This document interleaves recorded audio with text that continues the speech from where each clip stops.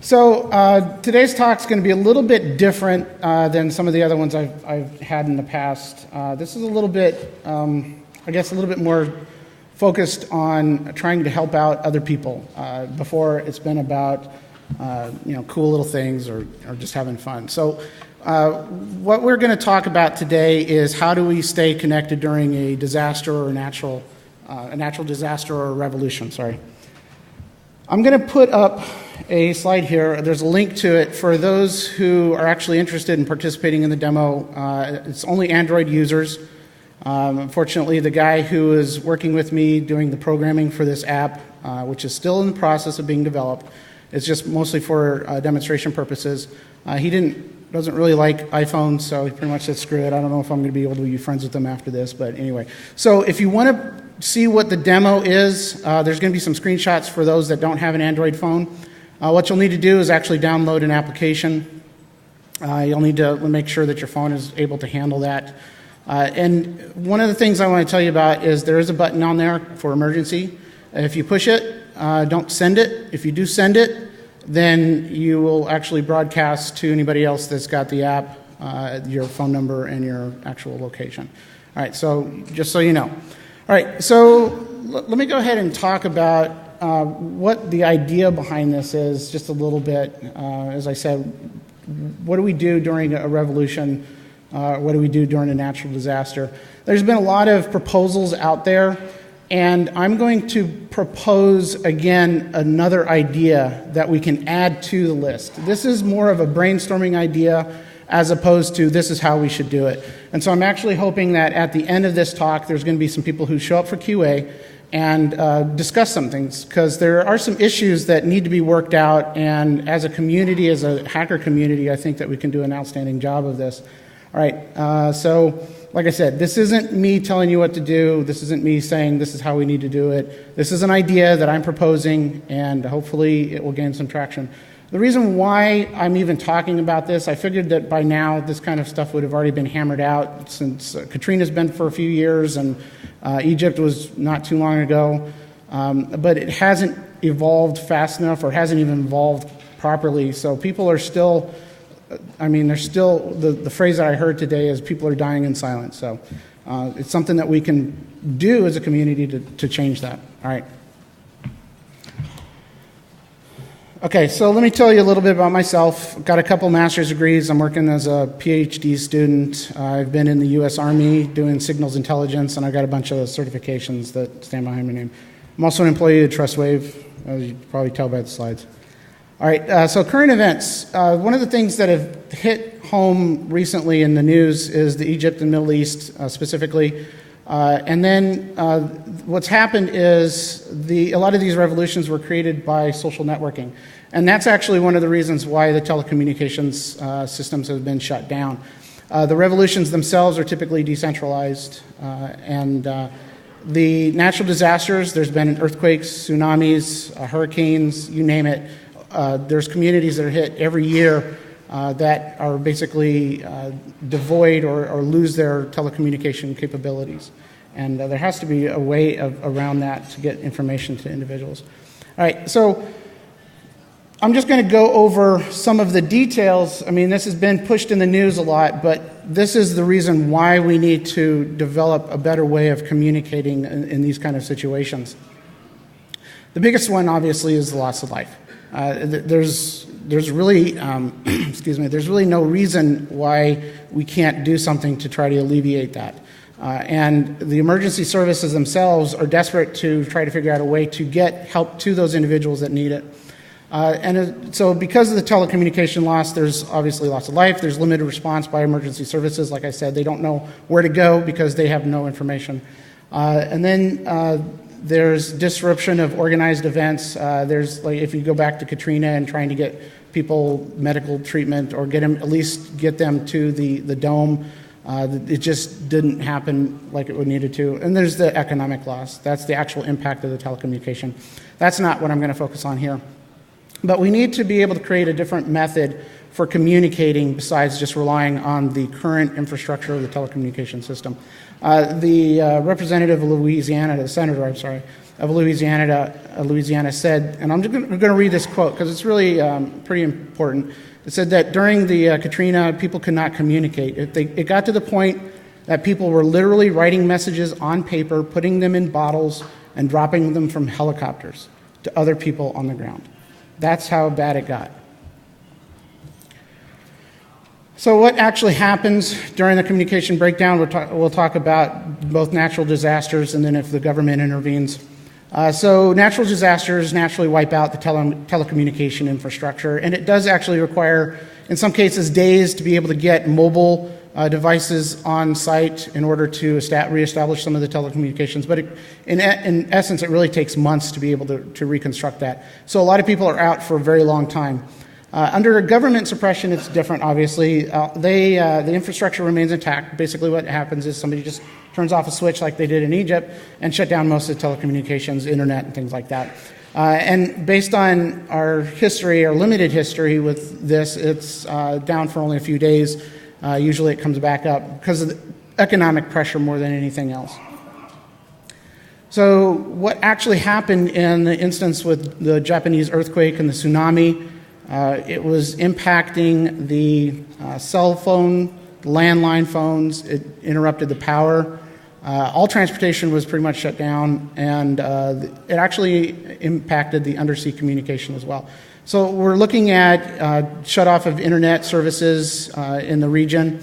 We're also looking at the inability to get emergency services to the location. Under the government and the corporate response to this was to use loudspeakers. You've seen you may have even seen it happen, but governments have vehicles, they'll drive around, they'll broadcast this information over loudspeakers. The television news broadcast, they were trying to provide information to the individuals that were affected, but you also have to remember is that because of power issues, they were unable to receive a lot of that information. Mobile cellular bases were actually brought into the area in order to try to reconnect. And then there was an increased use of Wi-Fi hotspots. This wasn't necessarily in the area affected. This was in areas outside of it. So basically, as people were able to get out of the impacted area, they were able to communicate with family, friends, and things like that at different hotspots that were not impacted. So let's talk about Hurricane Katrina. The impacts were cellular, landline phones, same thing as before. The local television stations, they were decimated. The broadcast information was broadcast outside of the area. So basically, surrounding communities ended up picking up information that they needed to provide to the people that were in the affected area. It doesn't necessarily help anybody in that area simply because power is down, things like that. Power obviously was lost in transportation again. So the response was relocation of the news services. Like I said, they moved them out of that area entirely in the hopes that somebody would be able to at least pass on the information, but at least it would get out there. Again, mobile cellular base stations were pretty much on site within 72 hours. And then there was actual increase of use of amateur radio operators, which is one of the things I'm going to briefly mention, and more from a perspective of a multi-tier approach. And I think this is an outstanding method of communicating, but it's not pervasive enough in our community to be able to positively affect situations. All right, so let's talk about the human impact of Katrina. The communication breakdown actually did cause deaths. I mentioned the loss of life before. Well, here's an actual quote from an individual who was writing a master's thesis, Lieutenant Colonel Heather K. Meads, Army National Guard. He wrote this when he was in War College, I believe. And the quote is, I'll read the quote straight out, "With communications breakdown, critical information could not be transmitted. The levees broke, and no one other than local residents knew about the massive flooding for several hours. Victims could not communicate with possible responders, which increased the lack of response and devastation. Lack of communications at all levels increased the chaos, death, and destruction in the aftermath of Hurricane Katrina." Right there, that's pretty damning of the infrastructure and the response. So basically what we're going to talk about later on is how we can try to improve that. That's really the gist of it. All right, so let's talk about what happened during the Egyptian Revolution. Impacted the social networks, mobile phones, television network coverage, internet, which started on January 27th and then extended for a few days till January 31st. Because the mobile phone system was down, that eliminated the ability to do SMS messaging. I mean, that's part and parcel. And then landlines were disconnected as well. So anybody that wanted to communicate with anybody else basically had that removed. The primary focus of the Egyptian Revolution was to undermine the movement of people and also to prevent information from that movement going outside of the area. So what was the response by the individuals in that area that still had power? They just didn't have the telecommunication capabilities. So they started using smartphones as modems. They also used landlines with dial-up modems, the ones that they could actually find working. They used fax machines, which is good too, but again, you need a line in order to be able to do that. And then amateur radio. So now another proposed alternative that came out of that, and I'm not sure if it actually did occur during the revolution or not, but it got a lot of press afterwards, is the idea of using a wireless mesh network using laptops. And we'll talk about that, and I think it's a good idea, but that's not necessarily something we're going to focus on today. Okay.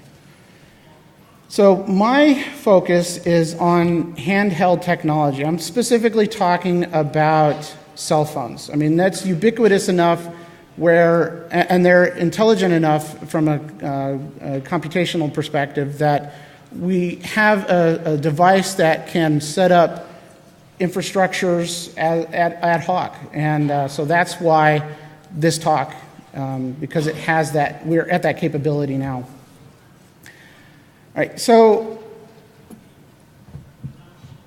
the way that we can create ad hoc networks, and that's really what we're talking about, as opposed to the established telecommunication networks.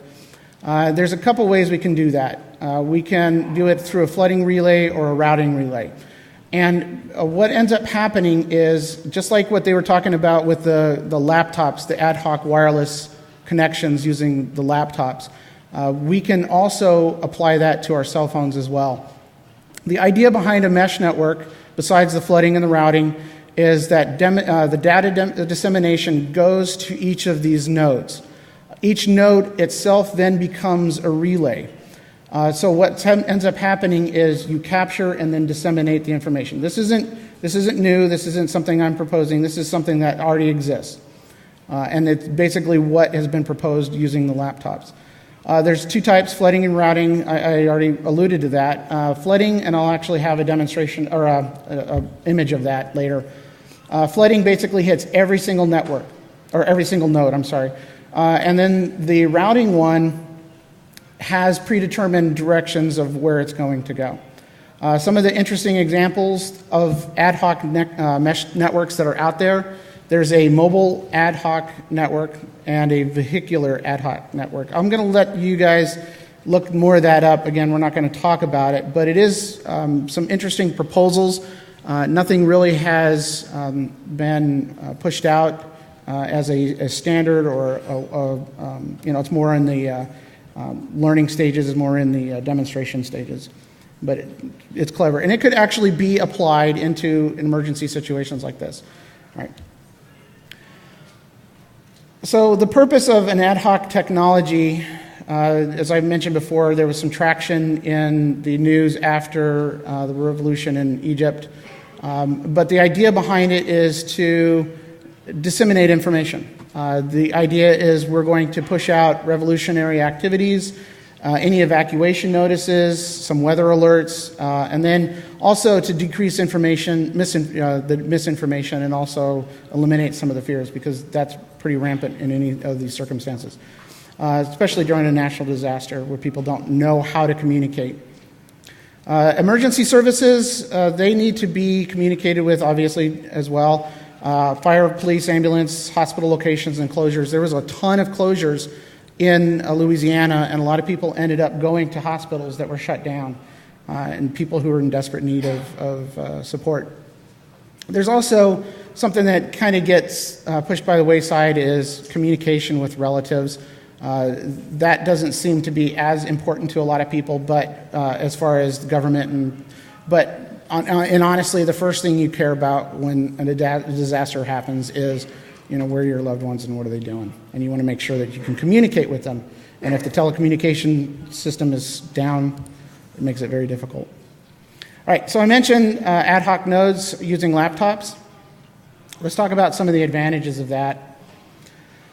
So the laptops already have TCP/IP stacks integrated. The advantage to that, obviously, is then it's easy to talk straight to the internet. It's just a straight leap into it. If you can find an access point that connects out, you're good to go. Laptops actually meet or exceed the capabilities of routers depending on what you have. And they're also extremely flexible. You can load up apps, you can use data storage. There's a lot of accessories that you can add into it. So there's definitely a good reason to use laptops as an ad hoc node. And I'm not going to dissuade that from people from using that at all. I think that's going to be critical, especially communicating into the internet.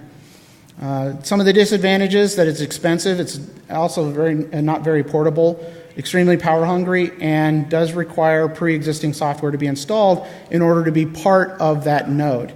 If you're talking about a revolution or a telecommunication disaster where you cannot connect to the internet, you can't just selectively decide that you want to be part of that node simply because you don't have any way of downloading the software that's needed for that. Amateur radios, like I said, I was going to talk about this a little bit. I think that the more traction we have in amateur radio enthusiasm across the world, the better. Honestly, it only makes sense. They've been a big proponent of being able to exist in emergency situations. That's why a lot of people get into it, to be able to provide a relay across the world. The advantage of amateur radio, it can be both huge, massive towers, it can be very small down to handheld. Amateur radio will actually be able to send information over TCP/IP. It's very portable, like I said, if you're dealing with the smaller handsets, and it does have a very long signal reach since it's just using radio waves. The disadvantage is specialized knowledge. No, I'm not saying that it's complicated. I'm just saying that the average person has no idea what to do with it other than pretend it's a walkie-talkie. And it's also not ubiquitous. It's not in everybody's hand. I would say that 90-95% of the people here have a cell phone, but I would say it would be pushing it even in this environment where 10% have amateur phones on them, or amateur radios on them. So that's the problem that I see with amateur radios, is that it's not everywhere it needs to be at the moment. So there are some corporate and government ad hoc nodes as well, and I mentioned some of them already, specifically some of the loudspeakers, mobile cellular base stations, and then the television. Now, whether you really can call that a node or not is questionable, but it is one way of providing information to individuals in the affected area. May not be the most effective. The advantage to this one, though, is that it's authoritative. You know that it's coming from an official source. When you're dealing with natural disasters, that's a really big thing. You don't want to go by word of mouth. You want to know what the real official word is. The disadvantage is slow to respond, extremely slow to respond. We saw that in Katrina. It was really bad. And it does require infrastructures. Base stations have to show up. Television stations have to assume. You can't just pick up and move them easily. And it does consume resources, helicopters, mobile police force, et cetera. And the other thing that ends up happening, too, is, and we saw that in Katrina, not in Japan, but people got very hostile with any authority organizations, whether it was police forces on the scene or helicopters. They were getting shot at all the time. So that's something else that needs to be taken into consideration.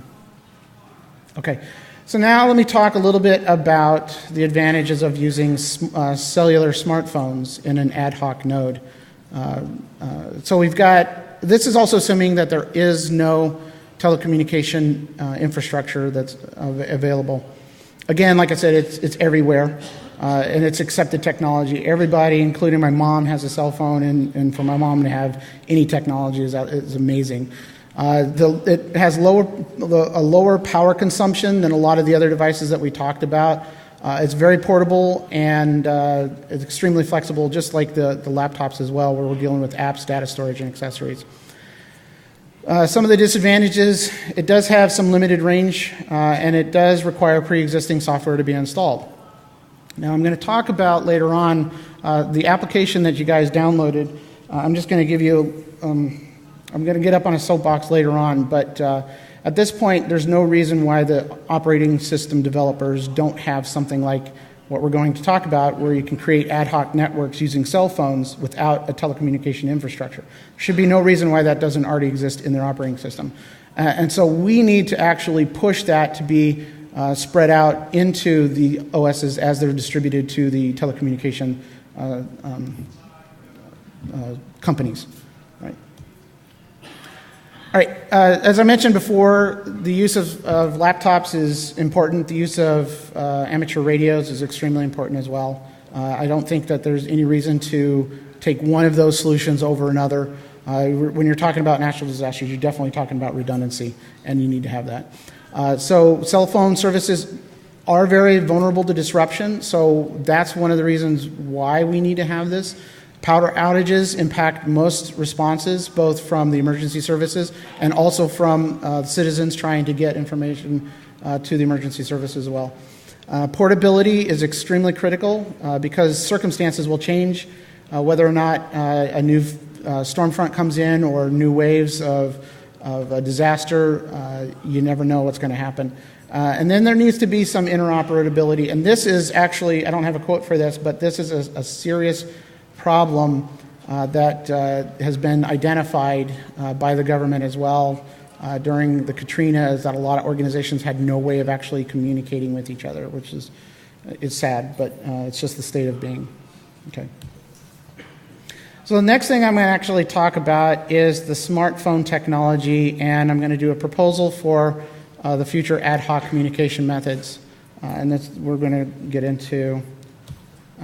Okay, so smartphones, that's what we're going to get into. So the communication protocols that exist now, you guys know this, IEEE, AB 802.11, A, B, and G, and then there's Bluetooth. We're focusing on this so we have an idea. Like I said, this is more of a brainstorming effort, and this is what we have to deal with when we're talking about smartphones. So as far as messaging and data, we have the ability to use POP3, IMAP4, and SMS, which obviously gets impacted. And then we also have, within the device as well, a GPS antenna. In most smartphones, it's pretty much standard now. So a mobile ad hoc network, this actually uses the internet technology, TCP/IP stacks. And it has a longer range, basically, because that's power. Did we lose power?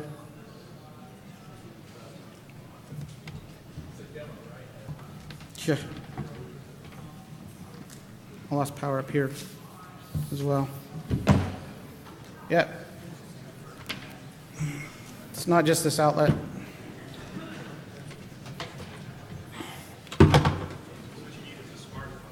Yeah, what I need is a smartphone that can actually push this information to everybody else's smartphone. That would be fantastic.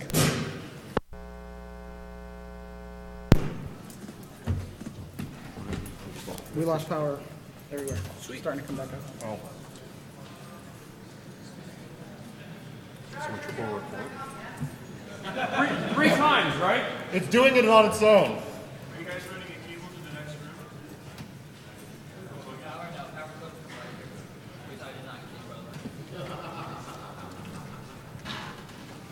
Bear with us here, folks, as we deal with some minor technical difficulties.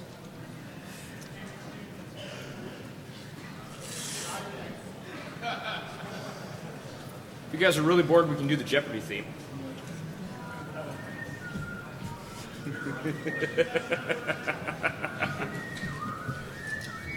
Test. All right. So while we're waiting for this, I actually wanted to bring up another topic while I'm up here. is that I'm actually running the Be the Match bone marrow donor registry. And what ended up happening is last year I ran it and we got some people to sign up. But this year, Barcode, which is part of the Ninja Network, he ended up being negatively impacted. And he will need a... Excellent. Test. Anyway, so he actually will eventually need a bone marrow transplant himself. There's also other individuals in the community that has the need for bone marrow as well from leukemia. And there's a lot of other diseases too. It's not surprising that in a group this large that people are going to have a need for this type of medical assistance, the bone marrow donation. But to me, the way I look at it, it's actually one of the coolest human hacks that you can do. I actually was a donor myself, and I'm telling you, it's no big deal to go through, but it's extremely life-changing when you do it. So for me, it's been an extremely positive influence. It's unfortunate that we have individuals in our community that are in desperate need now, but we have the ability to help. And if you have the time later today, if you could swing by the contest area in the center, there's Be the Match. We're doing a drive, trying to get people up on the registry. Not everybody gets picked, but the ones that do are extremely happy to help out. And there's also a blood drive going on in Barcode's name as well. So definitely check out that if you're not willing to do the marrow as well. Okay, so I think we're back up. Thank you. I think we're back up on the slides. Let me go ahead and continue. So we were talking about smartphones, and we were talking about potential ad hoc networks. And like I said, the proposal for mobile ad hoc networks uses current technology, has longer ranges, but it does require a phone be capable of relaying data, which isn't really programmed right now. And then it also consumes power rapidly. Another alternative is the Bluetooth ad hoc network with lower power requirements and short ranges. Now, I actually am going to propose today the Bluetooth ad hoc network, doing it that way as opposed to the mobile ad hoc network where we use the TCP/IP stack. I'm assuming that later on that somebody will be able to figure out a way to bridge the information from Bluetooth that gets onto a system and then it passes over to TCP/IP stack. That should be pretty straightforward. But the reason why I'm pushing the Bluetooth is pretty much because of the power requirements, much less intense than the Wi-Fi. And when you're talking about natural disasters specifically, that becomes a really critical component to being able to communicate externally. And some of the solutions that people have been using is, cars are broken down, there's flooding in the streets, whatnot, but they're still able to power their devices because they usually carry around some sort of way of connecting into a vehicle battery of through the cigarette lighter or whatnot. So power is there. It's just not as easy to get to, and the less power consumption that you use, the better. That's my personal viewpoint, and that's why I'm going to push the Bluetooth ad hoc network. So for pretty much from here on out, that's what we're going to do. And I actually have a slide on why, which one's better under the different circumstances. The real ultimate goal is to be able to have the TCP/IP connection, that especially during revolution. But honestly, just being able to get the information out is critical enough. And the other advantage to the Bluetooth, as opposed to the TCP/IP internet, is that data stays local. It's easier to disseminate the information to a very specific region if you're just using Bluetooth because it won't hop onto the internet and then get to somebody in India when the services are needed in Louisiana. Okay, so what data are we actually talking about that we need to send out? So emergency service information is probably the forefront of this discussion, but I do want to mention that there are other things that we need to talk about, like the revolutionary activities, and then of course, like I said, evacuation notices, weather alerts, things like that. Now, I will also say that there will be a need for encryption during this. It's not the application that I had you guys download, for those that were willing to do it, There is no encryption at this point, but we'll talk about that here shortly. Okay, so the application that was written, I'm not a good enough programmer to be able to do it myself, so I got a buddy to help out. And like I said, right now we're dealing with the droid. And I'm going to actually solicit people after this to start helping me out on some of the other platforms, or at least start talking about them. But I'm calling it the Autobahn, and the reason why is the Autobahn is actually, it's right here, top, Automated Broadcast Ad Hoc Network. That made perfect sense. And the idea behind the Autobahn open source project is to develop applications for cell phones. Actually, the end result is to get the applications installed as default on these smartphone devices. I mean, you already got your email, you got your Safari on iPhone. Why don't you have something that can communicate with other phones in emergency circumstances? So use existing smartphone technology to create ad hoc networks. Also find the shortest path possible to and from the emergency services. And when we talk about the broadcast routing, then we'll get into that. And then also allow people to join or drop conferences or part of the channels as needed, and then provide confidentiality and integrity. When you're thinking about revolutionary activity, you want that the revolutionary individuals will want that confidentiality and that integrity to be able to push out the information to those individuals that need it. We're doing this here at this location. We're still going. You want some way of knowing that it's from that individual. And then also they will want to talk to some of the other people that are in charge of it, or at least leading the cause, and being able to do that in a confidential manner. It also needs to have an extremely easy user interface. Like I said, my mom's got smartphones, so now it has to be extremely simple to use. Because if it's not, she's never going to use it. And then also integrated, like I said, into the current phone kernels, so that it will get pushed out for everybody that buys it. And the other thing, too, is that by now you guys pretty much figured out this is not going to be difficult to implement. This should be very simple. As I was thinking about it and trying to figure out why we haven't already done it, it was one of those dumb moments where it's so simplistic that it should have already been discussed and online. All right, so when we're dealing with, let me go back. So when we're talking about existing smartphone technology, this does limit some phone technology, obviously. It limits it just to, we're dealing with the Android phone and the BlackBerries and iPhones and things like that. Some of the older or less advanced cell phones aren't going to be able to be a part of this, but it's becoming a lot more popular. The smartphones are becoming a lot more popular. All right, so let's talk about the shortest path. I mentioned that I was going to have a graphic here. The reason why I'm proposing the flooding relay is because you don't have any routing information to worry about. That's part of the advantages of having ad hoc. So phones will be able to pass information, and you see the red line basically going from the sender to the receiver as quickly as possible. But there are some problems. You'll see that there's going to be some spamming problems, and there's also going to be infinite loop problems for anybody that is interested in the networking stuff. All right, and I'll talk a little bit about that as well. All right, so again, during the shortest path, all messages get sent to all available phones in the area, but we should have the ability to filter out the ones that we want to view. In other words, we're going to create channels, and I'll talk about it on the next slide, channels so that people can look to things that they're interested in and ignore everything else. But going back to that first bullet is that all messages get sent out to all cell phones.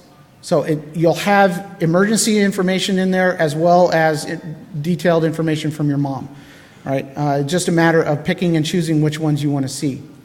And then I mentioned infinite loop problem. So to deal with that is going back to some of the ways that we deal with the network layer 3 stuff is to use timestamps and dropped after a set time instead of time to life. We're just using timestamps. And then the spamming problem, phones can actually recognize who they connect to push the information to, so they won't replicate messages. They will continue to connect to them if they can with any additional messages that they have, just not repeat anything that they've already sent. All right, so let's talk about some of the chat channels. So the user should be able to subscribe to the chat channels, like I mentioned. Think of them as chat rooms. That, again, prevents users from seeing all the messages that go across the network.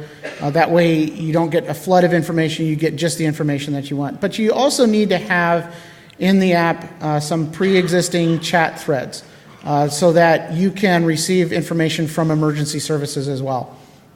That way, you know that they come from authoritative individuals as opposed to somebody who just want to mess with your head. And then users should be able to create and view local chat channels as they need to. And the ability to create them is actually critically important because when you're talking about like revolutionary type of activity, you need to be able to create stuff on the fly. So if users want to be able to relay some information, they just saw an event that occurred, they need to pass that information on to somebody. They can create a chat channel. People will see it on their phone and be able to subscribe to it. And their phones will continue to push that information on regardless. Let's talk about security, confidentiality, and integrity. So security, this is obviously a big issue here. One of the things that I approach this project with is that under certain circumstances, specifically emergency medical services where you're in need, you don't care about security. You care about getting that message out. So there has to be a little bit of balance between security and availability, right? And that's always the case. But the applications, smartphones, can use public-private keys, not necessarily PKI. We're not talking about an infrastructure, but the ability for people to create their own public and private keys and be able to push that information onto phones, or actually people being able to pull that information, the public keys, as they needed to. So scenario is during a revolutionary situation. If people want to stay connected with this individual's communication, they should be able to download a certificate for that particular chat channel. It'll have that information in there, and then they're able to know that it came from that person because it was signed by their private key. So that provides the confidentiality. Also, if the person who is the revolutionary leader wants to restrict access to his messages, he can just also limit who has access to that public key. And then, like I said, integrity, broadcast the public key to the world if you want to, so everybody knows it comes from you. And that was a problem in Egypt a lot, is that they weren't sure if it was, some of the messages were coming out from the individual who was considered the leader for that event. Under natural disaster, the confidentiality, integrity are both pretty much the same. We need to have pre-installed, my view is, we need to have pre-installed public keys for emergency services on that phone in that application. That way the emergency services can get that information out using a private key that has been distributed to them in a controlled manner.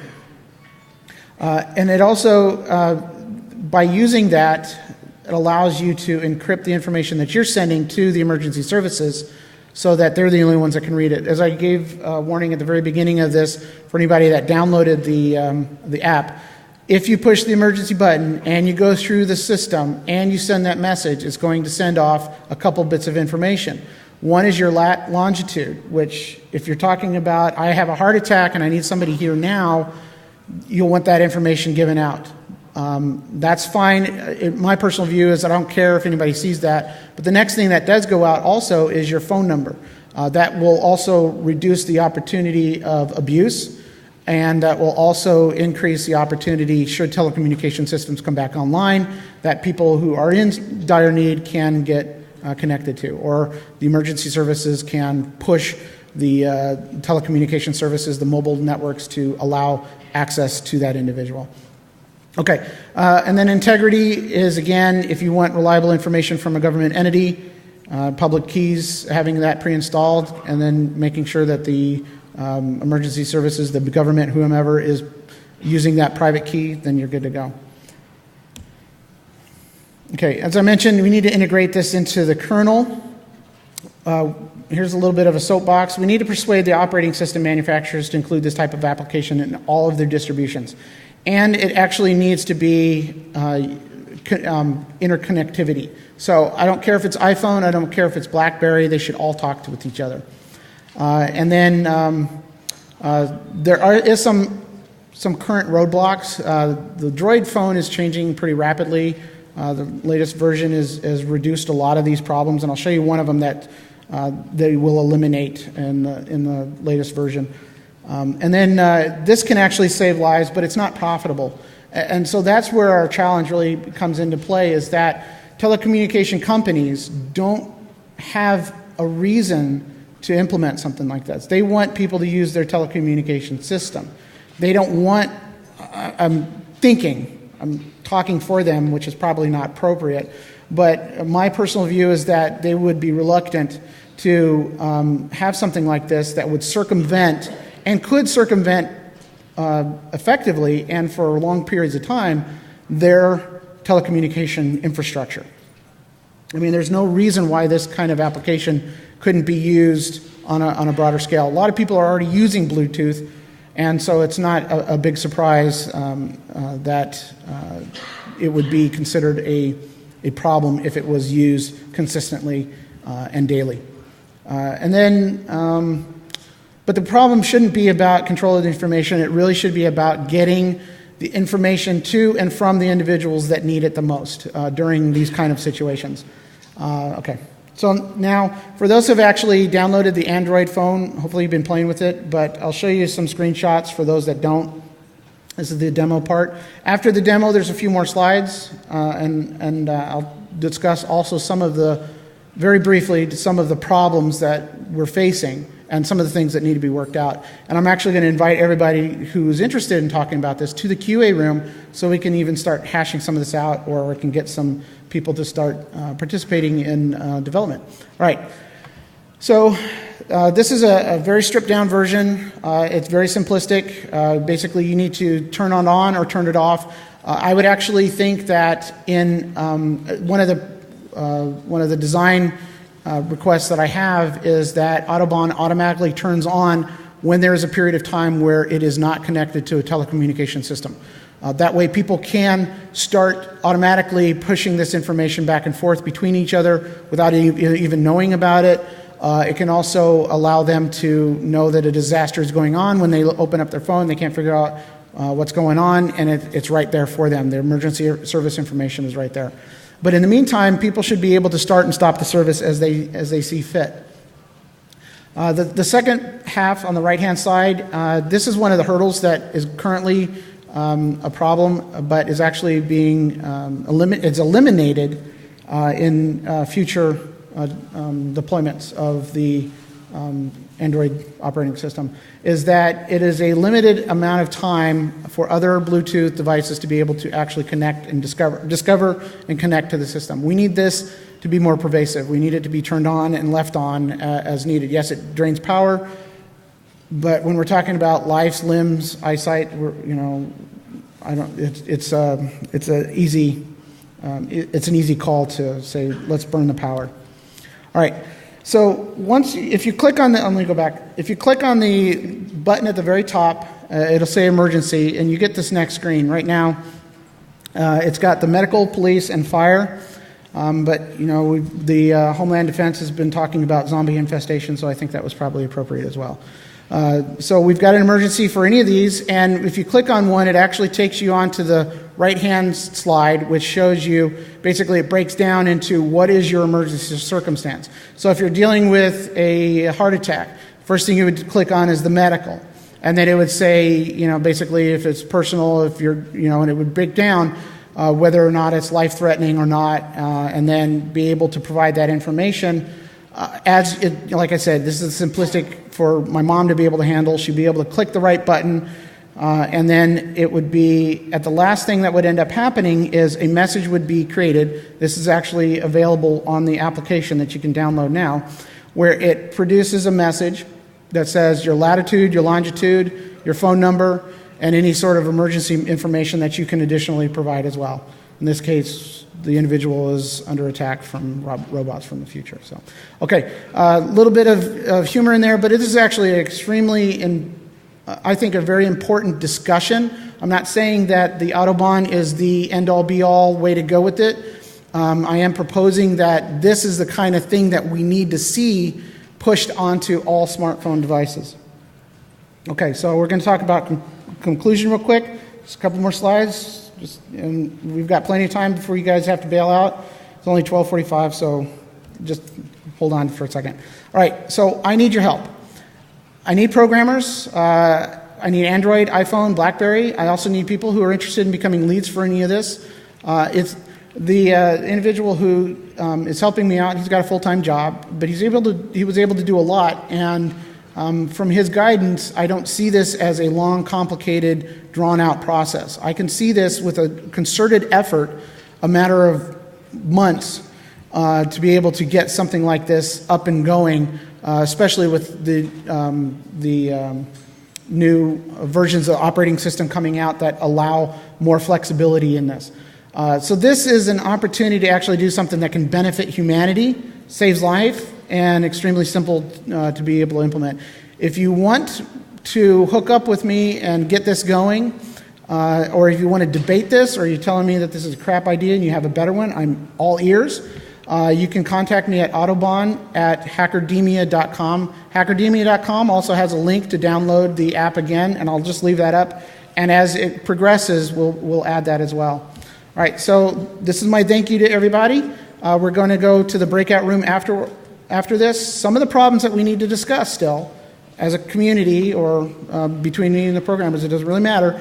We need to deal with power resupply, application interoperability, pre-populated certificate, message size, and anything else you guys can think about.